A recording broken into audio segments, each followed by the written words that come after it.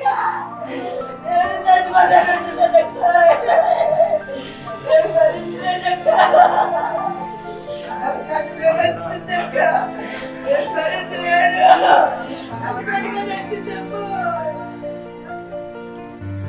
పాపం ఎవరిది?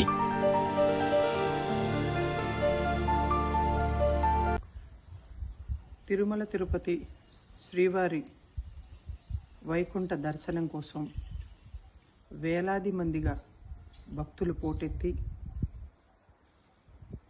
టీటీడీ ఇచ్చినటువంటి సమాచారం మేరకు టికెట్లు ఎక్కడ అందవో శ్రీవారి దర్శనానికి మనం అందలేకపోతామేమోనని చెప్పి ఆతృతతో భక్తులందరూ కూడా వివిధ ప్రాంతాల నుంచి వచ్చి అక్కడ నిన్న ఉదయం నుంచి కూడా ఏమీ తినకుండా కూడా పడిగాపులు పడి ఒకేసారి గేట్లు తెరుచుకునేటప్పటికీ ఆతృతతో దూసుకు వెళ్ళినటువంటి పరిస్థితుల్లో కొంతమంది భక్తులు ఊపిరాడక తొక్కిసలాటలో ప్రాణాలు కోల్పోయినందుకు చాలా బాధగా ఉంది. ప్రాణాలు కోల్పోయినటువంటి భక్తులందరికీ కూడా వారి కుటుంబ సభ్యులకి ప్రగాఢ సానుభూతిని తెలియజేయడంతో పాటు క్షతగాత్రులయ్యి హాస్పిటల్స్లో ట్రీట్మెంట్ పొందుతున్నటువంటి భక్తులందరూ కూడా త్వరగా కోలుకోవాలి అని చెప్పి శ్రీవారిని ప్రార్థిస్తూ, ఇది ఖచ్చితంగా ప్రభుత్వం అదేవిధంగా తిరుమల తిరుపతి దేవస్థానం వైఫల్యం అని చెప్పక తప్పదు. మాట్లాడితే ప్రతిపక్ష పార్టీలు రాష్ట్ర ప్రభుత్వాన్ని అదేవిధంగా తిరుమల తిరుపతి దేవస్థానంలో ఉన్నటువంటి అధికారుల్ని విమర్శిస్తూ ఉంటారు అని చెప్పి అధికార పార్టీ సమర్థించుకునే ప్రయత్నం చేస్తూ ఉంది. కానీ ఇంతమంది భక్తులు తిరుమల వచ్చారు అన్న విషయం వాస్తవం, అధికారులకి తెలుసు, అదేవిధంగా రాష్ట్ర ప్రభుత్వంలో ఉన్నటువంటి పెద్దలందరికీ కూడా తెలుసు. కానీ నిన్న మనం చూస్తే ప్రతి ఒక్కరూ కూడా ఆంధ్రప్రదేశ్కి ఇంత నమ్మకం ద్రోహం చేసినటువంటి ప్రధాని మోడీ పైనే దృష్టి సారించారు. ప్రధానమంత్రి మోడీ మెప్పు పొందాలి అని ఆతృత చూపించారు తప్ప రాష్ట్ర ప్రజలు ఏమైపోయినా పర్లేదు అని చెప్పి గాలి కొదిలేసింది అనేది వాస్తవం. ఆంధ్రప్రదేశ్కి ఇంత అన్యాయం చేసి రాష్ట్రాన్ని అధోగతి పాలు చేసినటువంటి భారతీయ జనతా పార్టీ ప్రధానమంత్రి మోడీ 2014లో శ్రీవారి పాదాల సాక్షిగా ఇచ్చినటువంటి హామీలన్నిటినీ కూడా నెరవేర్చకుండా వైఫల్యం చెందాడు.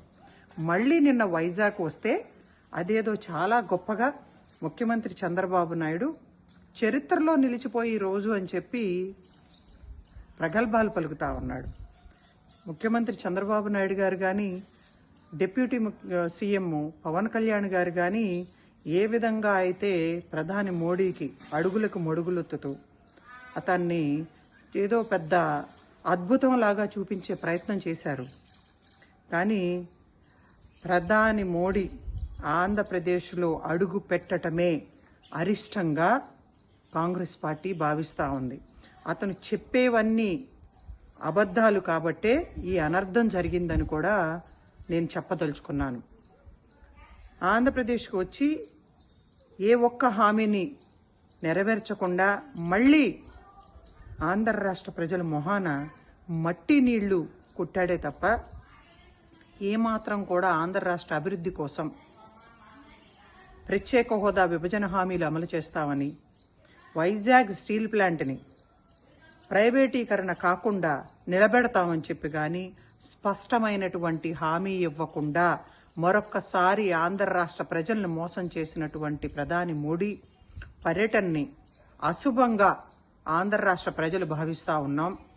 తిరుమల తిరుపతి దేవస్థానంలో నిన్న జరిగినటువంటి ఘటన నిజంగా కోట్లాది మంది భక్తుల మనోభావాలు దెబ్బతీయటమే కాదు, అందరినీ కూడా దిగ్భ్రాంతి కలిగించింది. కాబట్టి ఇది రాష్ట్ర ప్రభుత్వం తిరుమల తిరుపతి దేవస్థానం అధికారుల వైఫల్యంగా భావిస్తూ ఎట్టి పరిస్థితుల్లో మరణించినటువంటి ప్రతి ఒక్క కుటుంబానికి ₹1 కోటి ఆర్థిక సాయంతో పాటు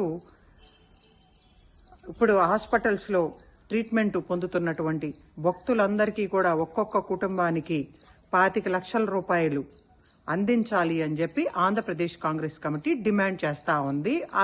మరియు ఈ తప్పిదం జరిగినందువల్ల ప్రాణాలు కోల్పోయి అందరం ఇంత మనోవేదనకు గురి చేసినటువంటి అధికారులు ఎటువంటి వారైనా సరే, రాష్ట్ర ప్రభుత్వంలో ఉన్నటువంటి పెద్దలు ఎంతటి వారైనా సరే వాళ్లపైన కఠినమైనటువంటి చర్యలు తీసుకోవాలి అని చెప్పి ఆంధ్రప్రదేశ్ కాంగ్రెస్ పార్టీ డిమాండ్ చేస్తూ ఉంది.